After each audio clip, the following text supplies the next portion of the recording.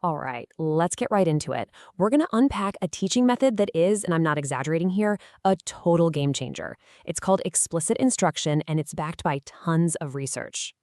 Think back. Have you ever been in a class where you felt completely lost? I mean, the teacher's talking, stuff is appearing on the whiteboard, but your brain has just checked out. It's like you're in a fog, right? It's that sinking feeling of, I have no idea what's happening right now. Well, explicit instruction is basically the cure for that fog. It's a direct, totally unambiguous way of teaching. Imagine you're in a dense forest. This method isn't about giving you a map and wishing you luck. It's about providing a clear, well-lit path that guides you step by step from I don't get it all the way to, oh, I've got this. So, here's how we're going to break it down. First, we'll talk a bit more about that learning fog. Then, we'll lay out the solution, this clearer path. After that, we dive into the 3 core steps: I do, we do, and you do. And finally, we'll look at how this whole system transforms not just students, but teachers too. And what's cool is me giving you this clear plan right now, that's actually part of the whole philosophy. You know, that learning fog isn't just a bummer, it's a real barrier. When a lesson isn't clear or a teacher skips steps assuming you know them, your brain can't connect the new stuff to what you already know. And that creates these little gaps in your understanding that just get wider and wider over time. So the solution is this really structured process, often called the gradual release framework. The big idea is actually pretty simple, but it is so powerful. Responsibility for the learning gradually, and I mean gradually, shifts from the teacher over to the student. It's a very deliberate handover, designed so that no one gets left behind in the process. And honestly, the whole thing boils down to these 3 simple, powerful phrases: I do, we do, and you do. First, the teacher shows you exactly how it's done. Then, you practice it together. And finally, you're ready to do it on your own. That's it.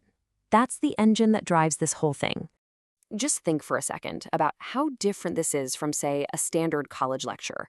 In a lecture, you're mostly just sitting there, listening passively, and it's pretty much 100% on you to figure it out later. But with explicit instruction, no way. It's all about active participation.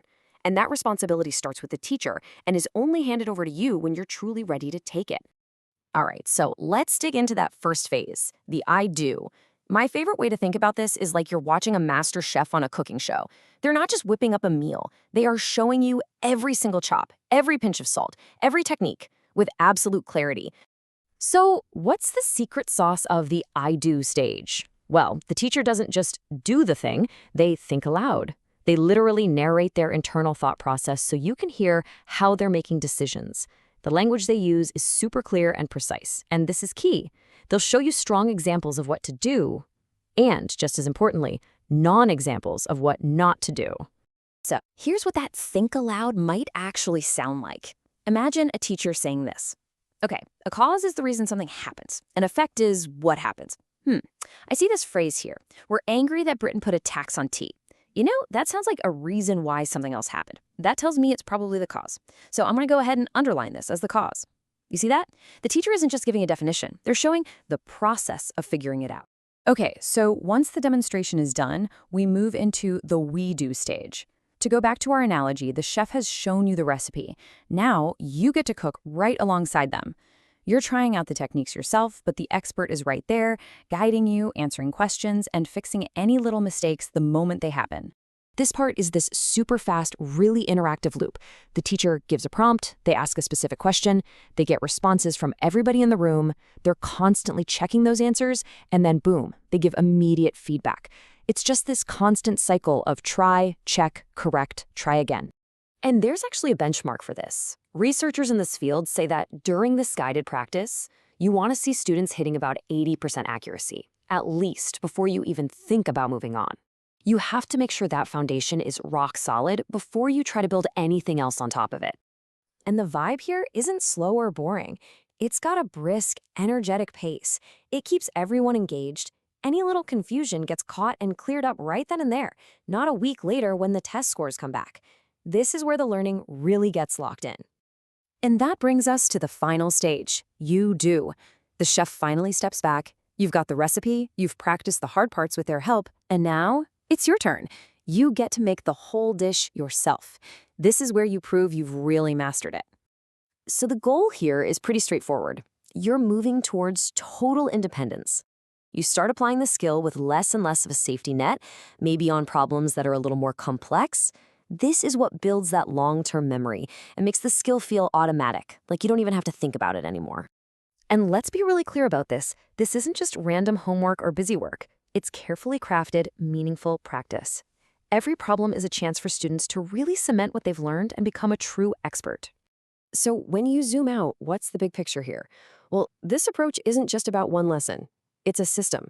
It's a system that develops expertise, not just for the students, but for the teachers who use it too. It's a framework for getting better and better. I love this scale from the source material. It shows a teacher's potential journey. You can start at level 0, maybe not even aware these strategies exist. Then you move up, you start applying them, you get really good at them, until you hit level 4, where you're not just using the techniques, you're innovating with them, adapting them for whatever your students need. And really, this is what it all comes down to.